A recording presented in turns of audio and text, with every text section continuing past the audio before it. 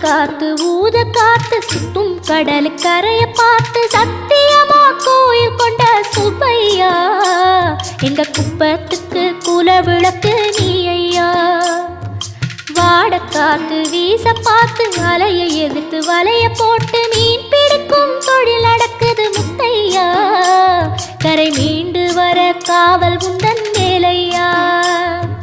திருச்செந்தூர் ஆண்டவனே வேல் முருகா தினம் உனக்கு நன்றி சொல்வோம் மால் மருகா. திருவடியில் தவம் இருப்போம் திருமுருகா.